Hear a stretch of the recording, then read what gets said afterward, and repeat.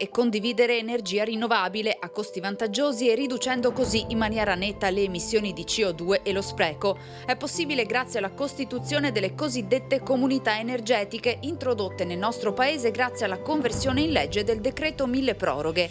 Exi Servizi SPA, società specializzata nel risparmio energetico, ha promosso un incontro informativo presso la sede di Via Noalese a Treviso, accanto all'aeroporto Canova, per approfondire il tema delle comunità energetiche rinnovabili e illustrarne i benefici. È un nuovo modo sostanzialmente di fruire l'energia, nel senso che fino ad oggi siamo sempre stati abituati ai classici metodi di fruire l'energia. Oggi, grazie alle comunità energetiche e alla condivisione, appunto lo dice la parola stessa, comunità, tra i cittadini piuttosto che piccole e medie imprese, piuttosto che istituzioni, si vanno a creare e realizzare impianti che producono energia da fonti energetiche rinnovabili e condividerle all'interno della comunità stessa. Con quali vantaggi e benefici? Sono molteplici, sostanzialmente si riassumono in tre.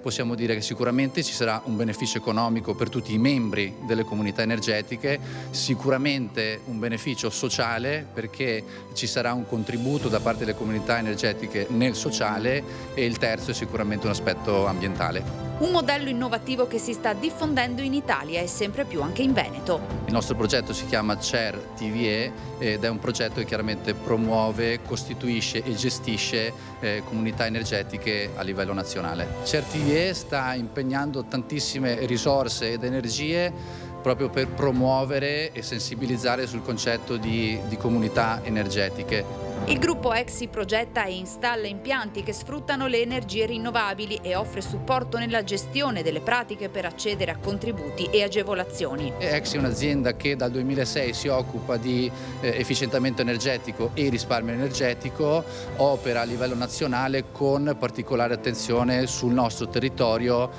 superando oltre i 3.000 impianti fotovoltaici installati. Sicuramente il fotovoltaico è una delle soluzioni perché si può beneficiare del nostro amato sole, però poi chiaramente ci sono diverse tipologie di fonti energetiche rinnovabili. Nel nostro caso specifico ci stiamo concentrando molto per quanto riguarda il fotovoltaico. Exi promuoverà ulteriori incontri sul tema delle comunità energetiche rinnovabili, opportunità concrete anche in relazione agli obiettivi imposti dall'Unione Europea ai fini della transizione energetica.